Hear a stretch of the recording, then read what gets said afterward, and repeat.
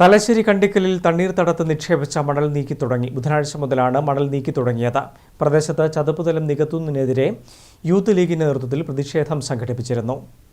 തലശ്ശേരി കണ്ടിക്കലിൽ പുഴയോട് ചേർന്നുള്ള 1.5 ഏക്കറോളം ചതുപ്പ് നിലമാണ് സ്വകാര്യ വ്യക്തി മണ്ണിട്ട് നികത്തുന്നത്. പാരിസ്ഥിതിക പ്രശ്നങ്ങൾക്ക് ഇടയാക്കും വിധമുള്ള പ്രവൃത്തിക്കെതിരെ യൂത്ത് ലീഗിന്റെ നേതൃത്വത്തിൽ ശക്തമായ പ്രതിഷേധ പരിപാടികൾ സംഘടിപ്പിച്ചിരുന്നു. തുടർന്ന് വില്ലേജ് അധികൃതർക്കും സബ് കളക്ടർക്കും ഉൾപ്പെടെ പരാതി നൽകുകയും ചെയ്തു.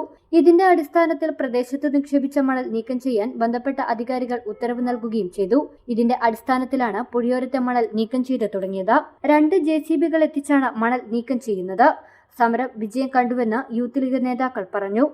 മുസ്ലിം യൂത്ത് ലീഗ് നിയോജക മണ്ഡലം കമ്മിറ്റി ഈ വിഷയവുമായി ബന്ധപ്പെട്ട് അധികാരികൾക്ക് മുമ്പിൽ സമർപ്പിച്ച പരാതി, ഈ പരിസരത്ത് വരാൻ പോകുന്ന മാരകമായ പരിസ്ഥിതി പ്രശ്നവും അടക്കമുള്ള വിഷയങ്ങൾ ഉൾക്കൊള്ളിച്ചു കൊടുത്ത പരാതി, അത് മനസ്സിലാക്കി ശരിവെച്ച ഉദ്യോഗസ്ഥർ ഈ എടുത്ത നടപടിയിൽ ഒരുപാട് സന്തോഷമുണ്ട്. മുസ്ലിം യൂത്ത് ലീഗ് നിയോജക മണ്ഡലം കമ്മിറ്റിക്ക് ഈ എടുത്ത നടപടിയുടെ അടിസ്ഥാനത്തിലാണ് ഇന്ന് അറിയാൻ പറ്റിയത്, ഇന്ന് അവിടെ നിന്ന് മണ്ണുകൾ നീക്കം ചെയ്യാൻ തുടങ്ങിയെന്ന്.